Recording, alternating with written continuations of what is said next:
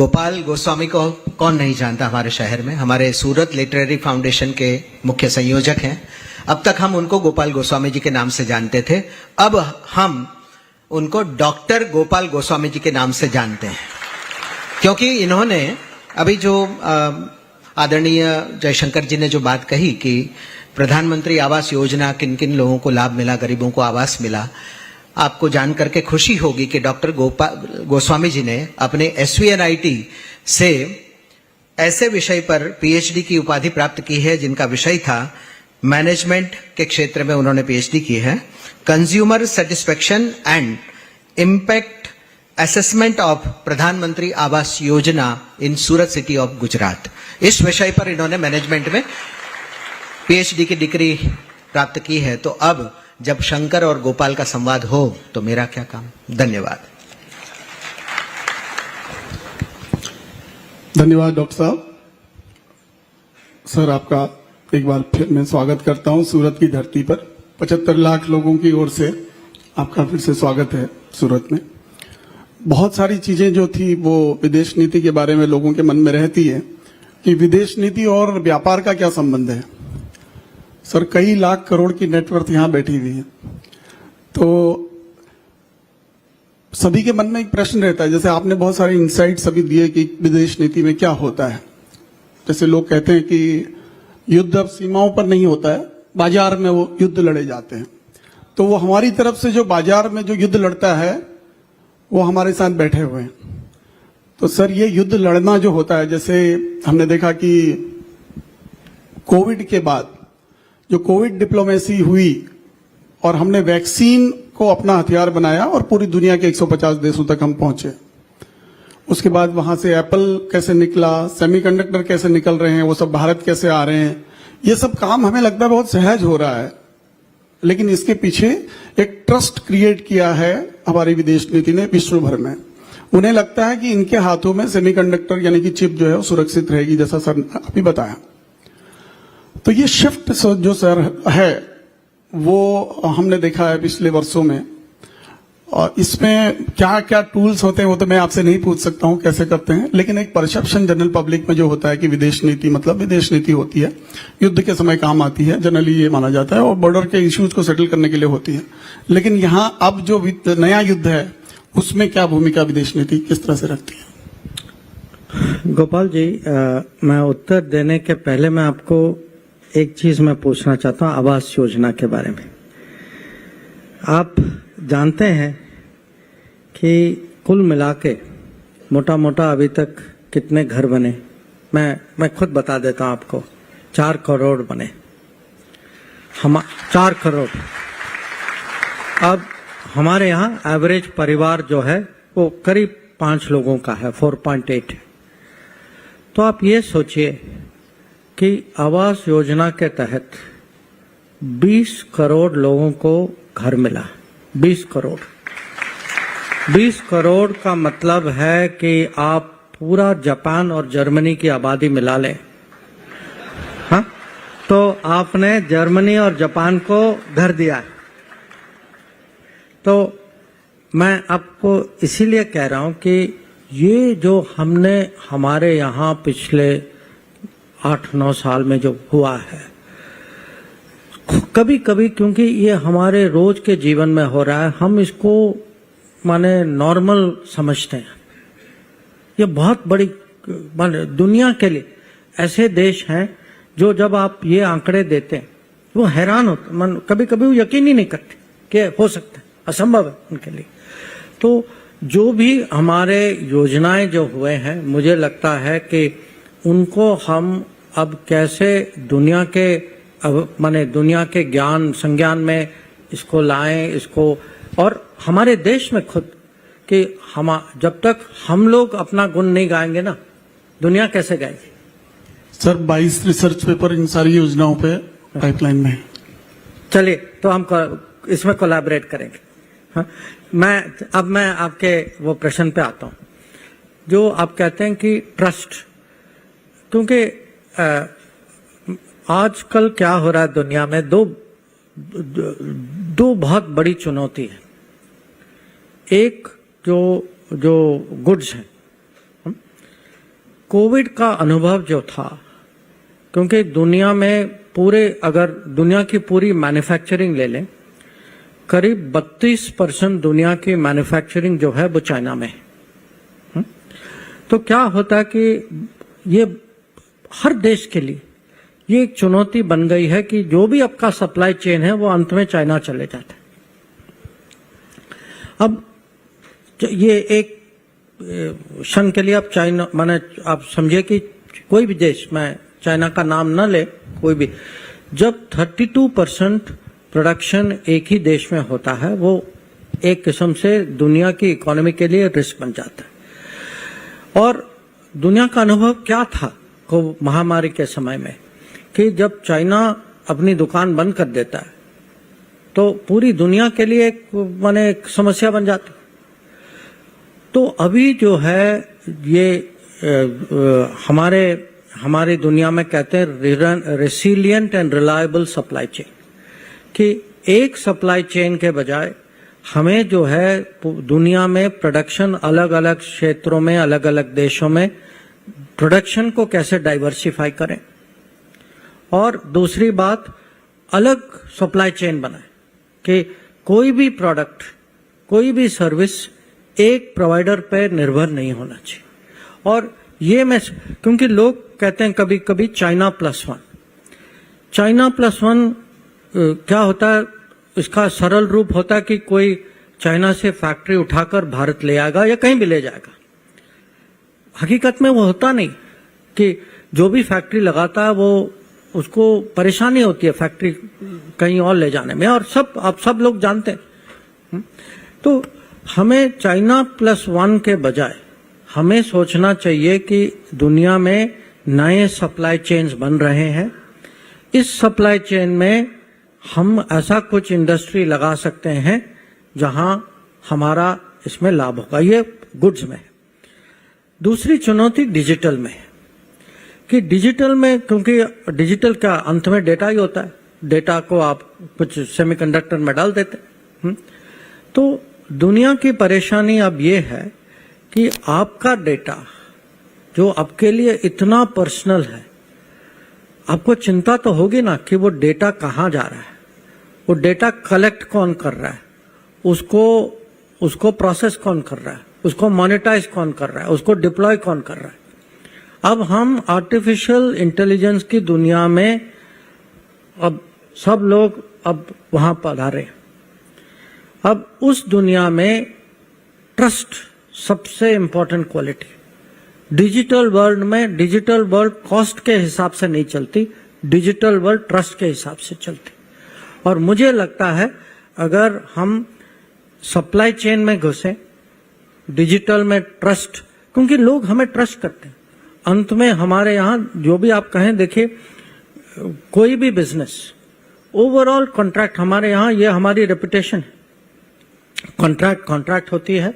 सबको है कि अगर भाई मैं कुछ गलत करूं तो पता नहीं वो दूसरा आर्बिट्रेशन में चले जाएगा, कुछ कोर्ट में चले जाएगा, तो हम लोग कानून का पालन करते हैं। तो ये हमारी छवि जो है कि हम मार्केट इकोनॉमी हैं, हम कॉन्ट्रैक्ट को रिस्पेक्ट करते हैं, हम ट्रस्टेड डिजिटल प्लेयर हैं। अगर हम दुनिया के सप्लाई चेन में जा सकते हैं, मुझे लगता है ये एक बहुत बड़ा अवसर है, और हम जो है सरकार की ओर से इस दिशा में जाने की कोशिश कर रहे हैं।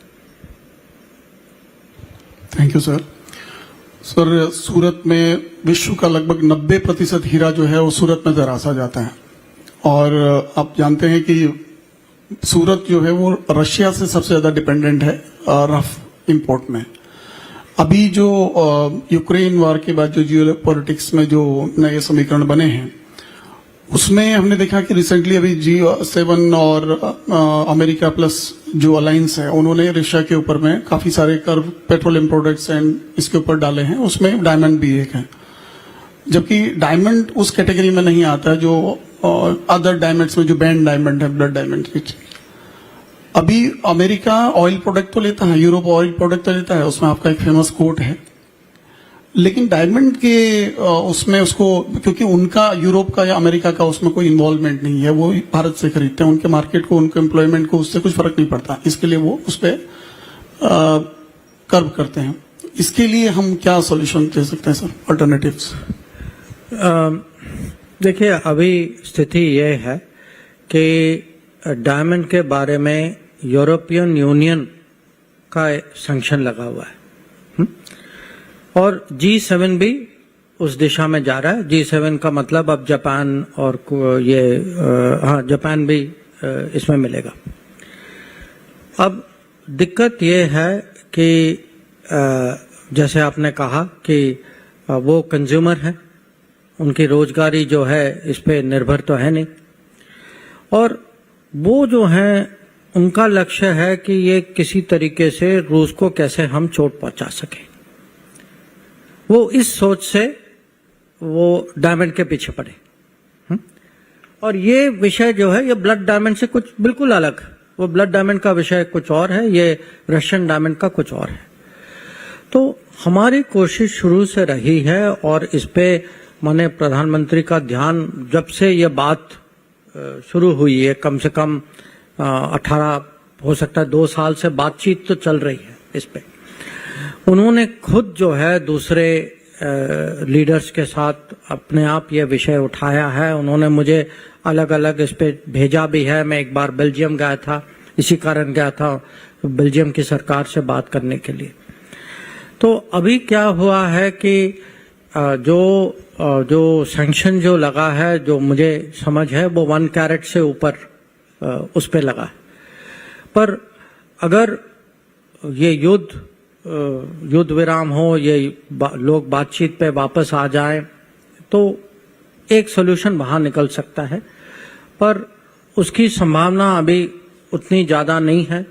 अभी हाल ही में यूक्रेन के विदेश मंत्री आए थे, भारत आए थे, और मुझे नहीं लगता कि ये युद्ध रुकने माने अब कह तो नहीं सकते, हम सबकी आशा तो है कि युद्ध रुक जाए और लोग वापस नेगोशिएशन पे चले जाएं।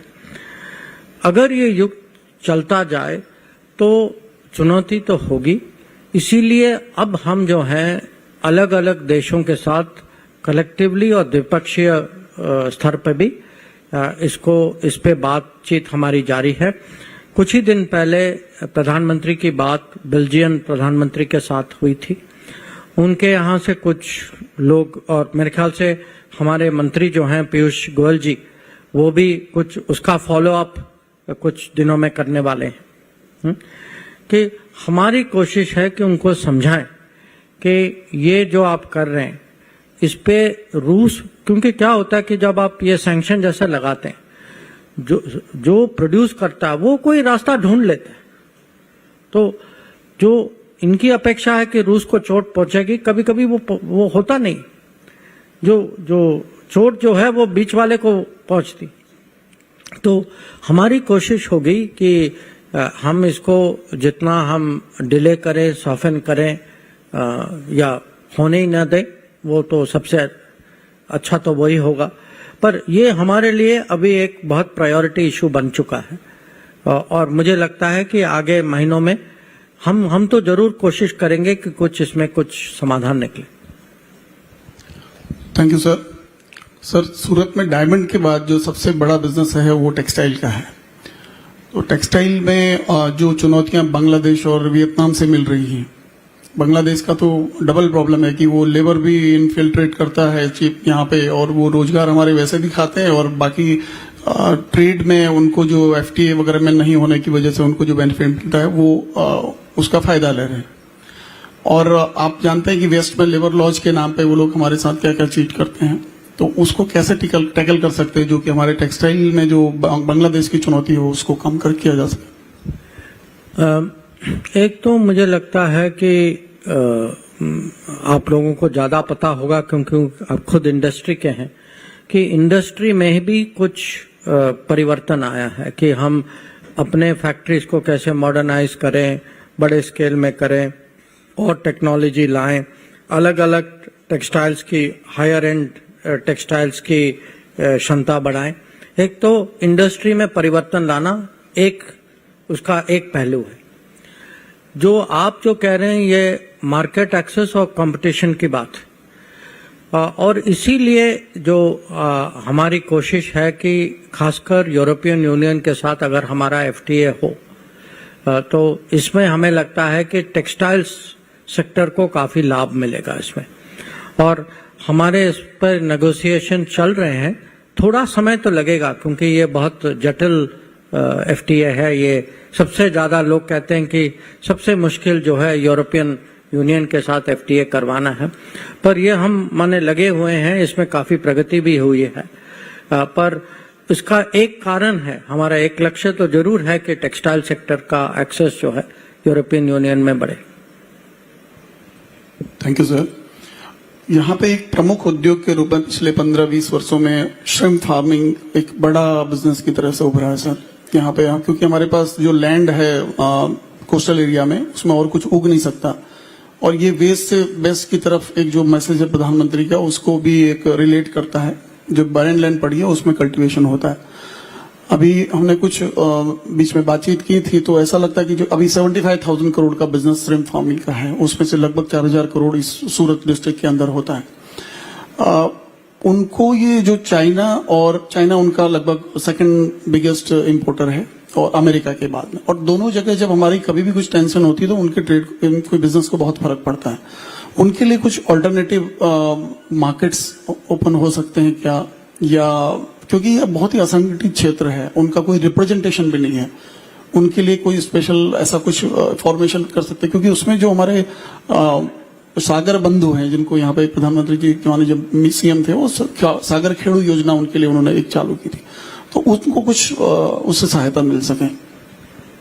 नहीं, ये आप जानते हैं कि हमारे यहाँ एक व्यवस्था है एमपीडा, जो मरीन प्रोडक्ट्स की व्यवस्था है, तो वो माने नीति के तहत और उनके खुद अलग प्रमोशनल एफर्ट्स भी होते हैं। पर अगर जो पुराने मार्केट अगर आजकल वहाँ दिक्कत है, तो हम तो जरूर, और मुझे लगता है कि हमारे जो कॉमर्स वाले जो हैं वो जरूर इस पे ध्यान तो देते होंगे कि हमें नए मार्केट कैसे खुलवाने हैं। ओवरऑल मैं कहूँगा श्रिम्प के अलावा हमें क्या होता है कि कभी कभी सरकारें भी या पूरा देश कभी कभी एक आदत में पड़ जाती, कोई रूटीन बन जाता है कि कुछ कस्टमर होता है, वो कस्टमर भी खुश हैं, आप भी खुश हैं, तो गाड़ी चलती जाती है, और अचानक कुछ हो जाता है, फिर लोग परेशान हो जाते हैं। हमें जो है हर समय मार्केट को कैसे बढ़ाएं, नए कस्टमर ढूंढें और जगह जाएं, कि देखें कि श्रिम्प की डिमांड और कहाँ है, क्योंकि अब श्रिम्प की डिमांड पूरी दुनिया में, ये एक जमाना था कि कुछ ही देश जो हैं वो इंपोर्ट करते थे। तो पर आपने बात रखी है, मैं जरूर जाकर एक बार मैं पीयूष जी से भी मैं बात करूंगा, पर मुझे पूरा विश्वास है कि ये एक सेक्टर है जो हम लोग भी बहुत इसको माने वजन देते।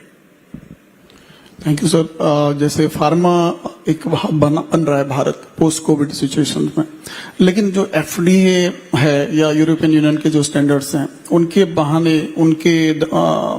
बहानों से हमारी जो ड्रग्स होते हैं उनको कई बार यूरोपियन और अमेरिकन मार्केट में एंट्री नहीं मिलती है। देखिए, मैं आपसे सहमत तो हूं, पर मैं आप ये भी कहूंगा कि अगर आप देखें कि हमारा सबसे बड़ा मार्केट अभी यूएस और यूरोप ही है, कि ये नहीं है कि वो मार्केट हमारे लिए बंद है, और बल्कि आप ये जानते हैं कि एफडीए के इंस्पेक्टर्स, क्योंकि हम एक देश हैं जहां उनकी इंस्पेक्शन भी, क्योंकि इंस्पेक्टर भेज के वो फैक्ट्री को भी प्लांट को भी सर्टिफाई करते हैं। ये सेक्टर है जहां हमें लगता है कि क्योंकि हेल्थ कॉस्ट अब पूरी दुनिया में बढ़ रही है, और हेल्थ डिमांड कोविड के बाद जहां भी आप जाएं, हेल्थ के बारे में कोई भी माने व्यक्तिगत स्तर पर या मैं कहूँगा पूरे परिवार में या कौम में या देश में, लोग जो हैं हेल्थ पे ज्यादा खर्चने के लिए तैयार हैं, और हेल्थ के बारे में लोगों की चिंता भी ज्यादा है। तो हेल्थ एक्सपेंडिचर दुनिया में जरूर बढ़ेगी और इसकी चुनौती होगी कि कॉस्ट और माने डिमांड और कॉस्ट को कैसे बैलेंस करें। और इसमें हमें भी देखना चाहिए कि हम अपने इंडस्ट्री की जो क्रेडिबिलिटी, उसकी स्टैंडर्ड, क्योंकि बीच बीच में क्या होता है कि कहीं कुछ हो जाता है, उसको लोग ऐसा बड़ा चढ़ा देते हैं और ज्यादातर कहीं न कहीं किसी और का हाथ भी होता है इसमें। ये इतना इनोसेंट भी नहीं है। तो हमें भी अपने ओर से प्रयास करना चाहिए। पर मैं कहूँगा जो आप फिर से यूरोप की बात कर रहे हैं, यही सेक्टर्स हैं कि मरीन प्रोडक्ट्स, टेक्सटाइल्स, फार्मा, ये सेक्टर्स हैं जहां हमें एफटीए का लाभ मिल सकता है यूरोप के साथ।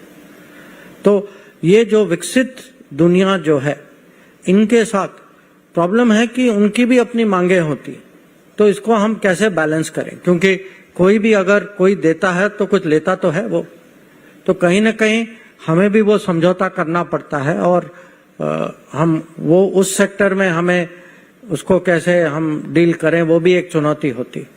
पर मोदी सरकार की शुरू से ये सोच है कि जो भी हम करें बहुत सोच समझ के करें कि यहाँ हमारा बेनिफिट ओवरऑल माने बहुत अच्छे मार्जिन से होना चाहिए, कि कहीं ऐसे दरवाजे न खोलें जैसे कहीं दूसरे सेक्टर्स को कहीं हानि हो।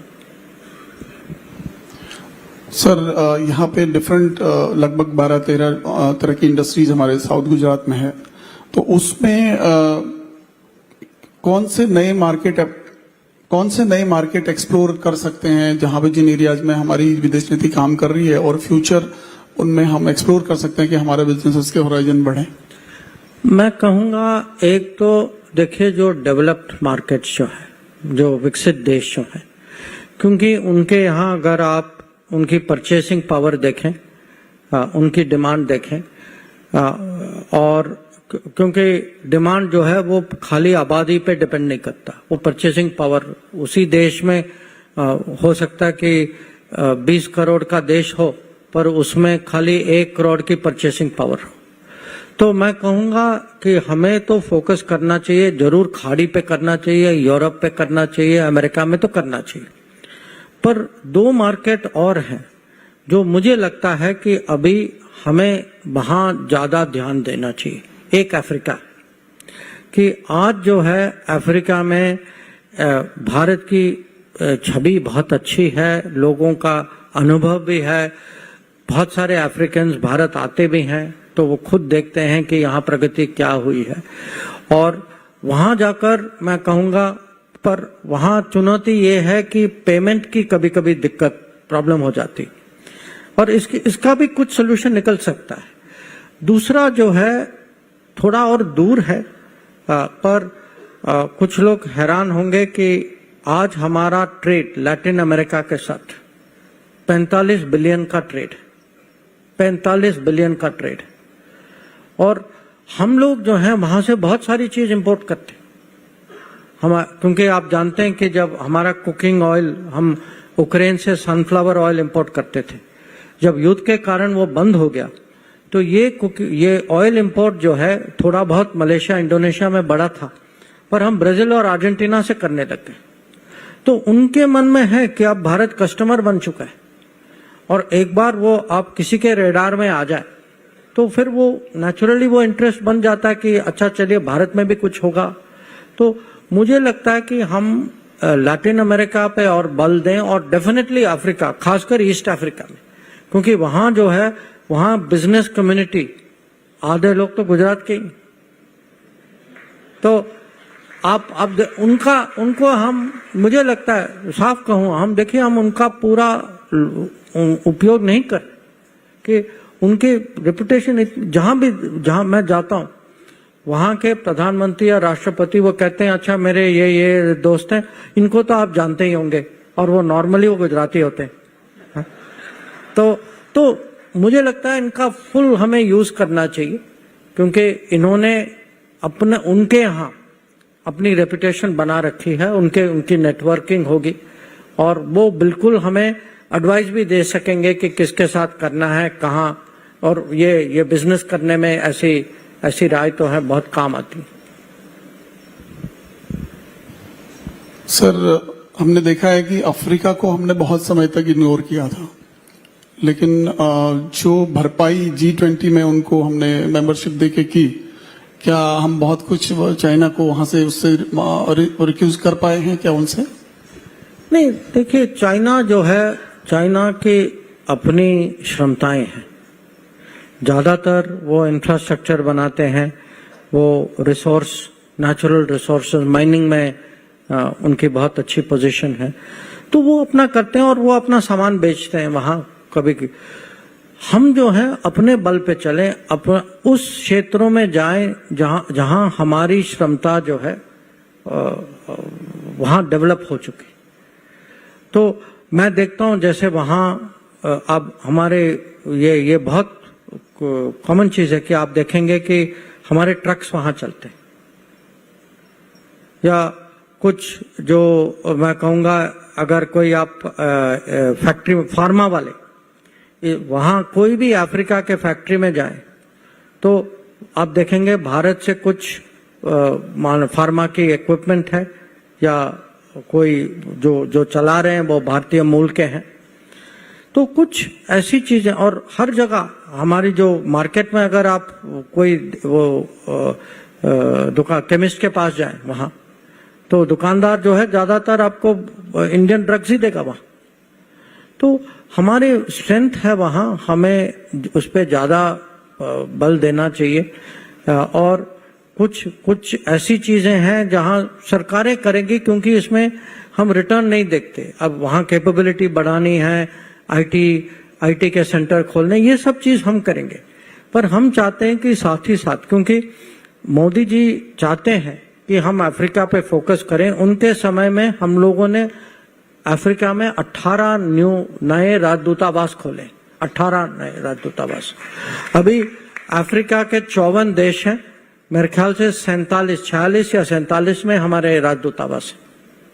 तो जहां भी आप जाएंगे, अफ्रीका का छोटा देश भी हो, आपको वो सपोर्ट मिलेगा।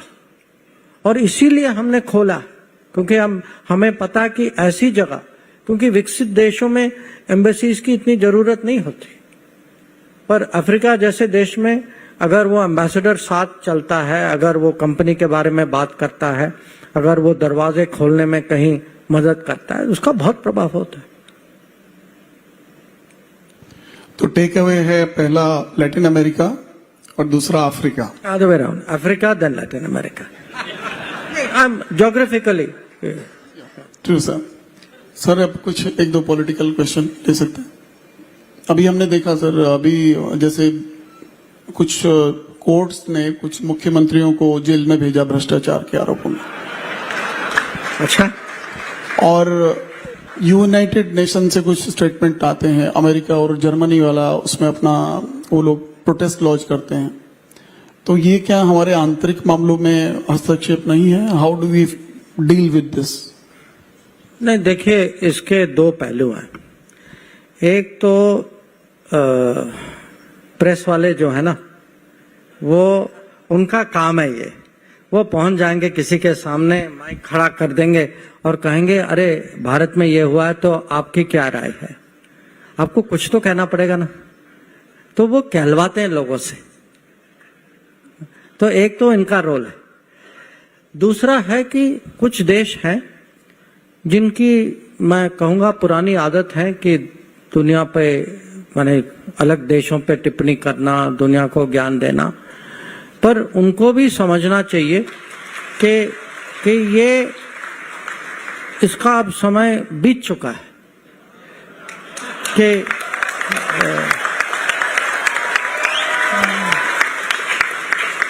कि अगर आप दुनिया पे बोलते जाएंगे, कभी न कभी दुनिया भी जवाब देगी ना।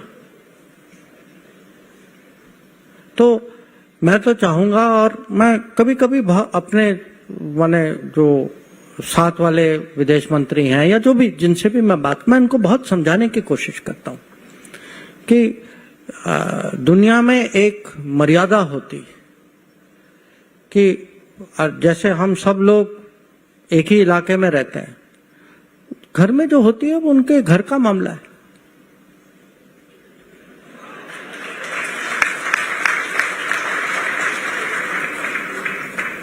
सर, कुछ ऐसा भी है कि हम लोगों के विरुद्ध, यानी कि देश के अंदर कुछ प्रवृत्तियां चलती रहती हैं देश विरुद्ध। वो कुछ देश उनको आसरा खुलेआम देते हैं। कनाडा, पाकिस्तान की तो मैं बात ही नहीं करूंगा, लेकिन कनाडा चलिए, और यूके अभी काफी हद तक उसमें सुधार आया है, लेकिन फिर भी एक्टिविटीज हमारे देश के विरुद्ध वहां काफी कुछ है। तो हमको आप डील तो कर ही रहे हैं, लेकिन हमें थोड़ा लाइट दें उसमें कि किस तरह से उनको आप डील करते हैं। नहीं, जो आप कह रहे हैं वो आप ठीक ही कह रहे हैं कि क्योंकि आपने उदाहरण कनाडा का लिया।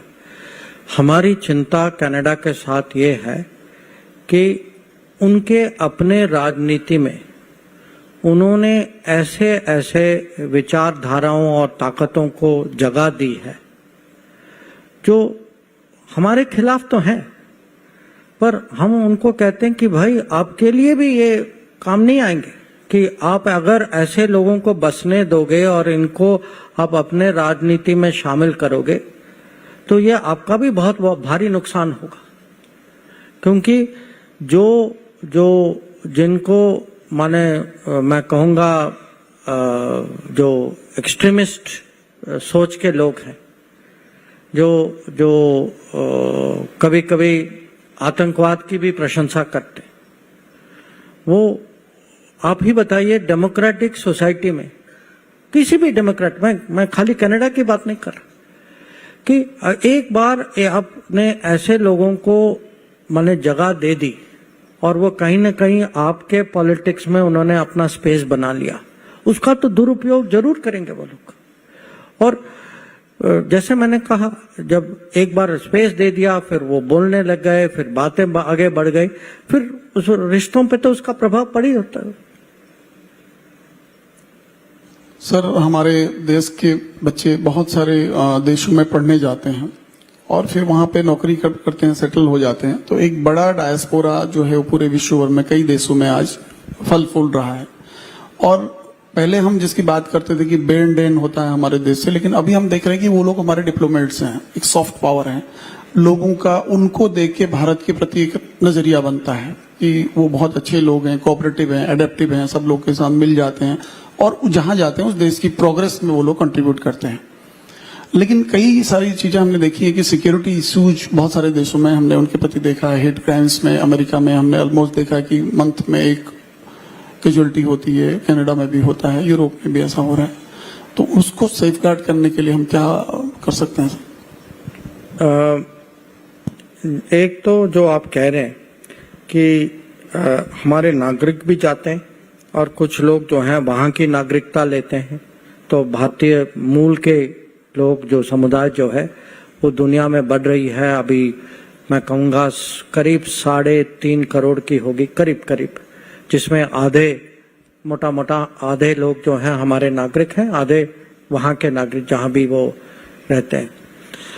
अब उनकी सुरक्षा, उनका देखभाल जो है इसके ये इतना आसान विषय नहीं है, क्योंकि जहाँ वो हमारे नागरिक हैं हमारा हक ज़्यादा बनता है, जहाँ वो हमारे नागरिक नहीं हैं तो हमें बहुत सावधानी से इस विषय को डील करना चाहिए।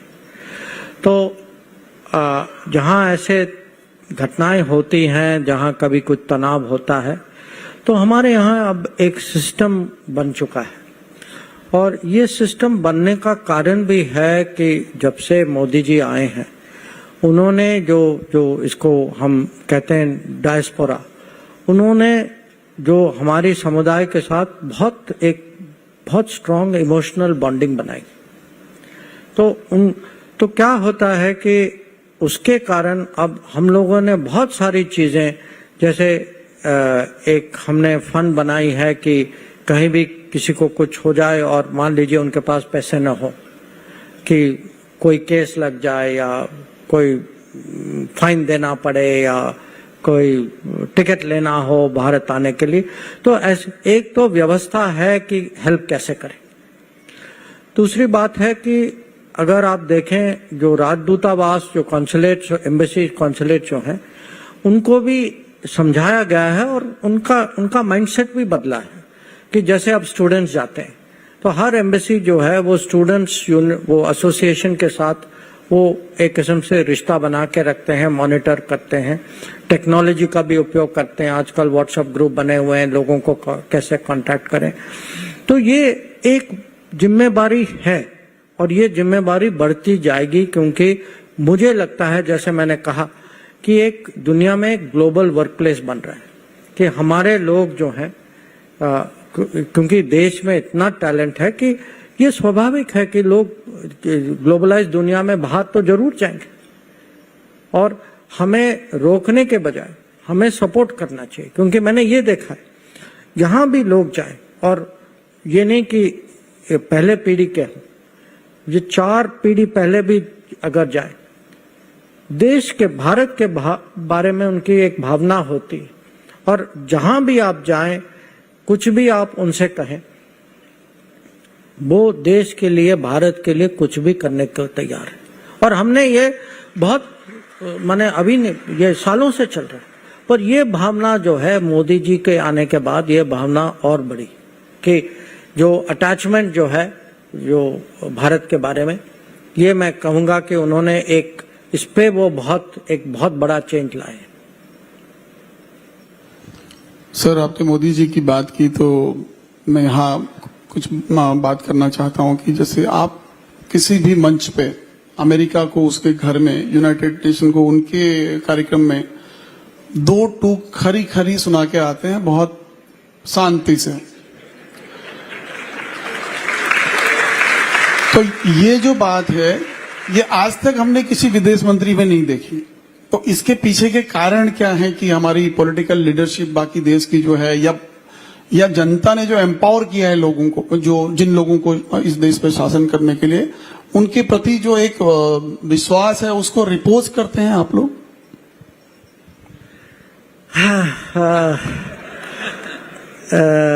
देखिए, एक तो मैं कहूंगा कि देश का मूड भी बदला है।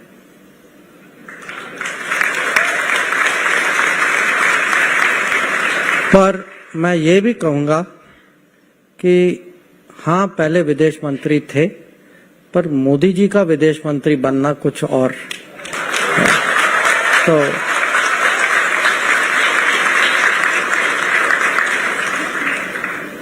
सर, एक चीज यहाँ पे काफी सारे बिजनेसेस के लोग बैठे हुए हैं, तो जो नए यानी कि जो लोग एक्सपोर्ट नहीं करते हैं उनके लिए क्या हमारे पास हमारे दूतावासों में आउटरीच के कुछ प्रोग्राम होते हैं, where they can connect, where they can find some new horizons in businesses? नहीं, हर दूतावास में एक ये मेरे ख्याल से 2 साल पहले कोविड के 2 या 3 साल पहले क्या हुआ था कि हमारी एक मीटिंग हुई और प्रधानमंत्री ने कहा कि मैं चाहता हूं कि हर एम्बेसी अपनी पहली प्रायोरिटी जो है एक्सपोर्ट बढ़ाने में दे दे। तो नहीं, आप सुनिए, आपने पूरी कहानी नहीं सुनी अभी। हाँ, तो उन्होंने क्या कहा कि मेरे साथी जो हैं पीयूष गोयल जी को कहा कि आप हमारे पूरे 130 राजदूत जो हैं सबको बुलाइए, सबको हम माने वर्चुअल में मीटिंग कराइए। पहली बार हमने किया ये। तो पीयूष जी थे, मैं था, विदेश मंत्री को होना पड़ता है, और फिर प्रधानमंत्री खुद आए, खुद उन्होंने इस मीटिंग में भाग लिया। और भाग लिया माने ये नहीं कि 5 मिनट दिया और निकल गए, उसके बाद पूरे मीटिंग में वो शुरू से अंत तक बैठे रहे और हर माने एक किस्म समीक्षा ली कि दुनिया में क्या सिचुएशन है, कहाँ पॉसिबिलिटी है। पर ये हमारे राजदूतों को बहुत क्लियर मैसेज गया कि अगर खुद प्रधानमंत्री ये ऐसे वर्चुअल मीटिंग में आते हैं, उन्होंने 2-3 घंटा दिया होगा इसके लिए, कि इतना समय देते हैं, तो ये बिल्कुल 100% प्रायोरिटी है।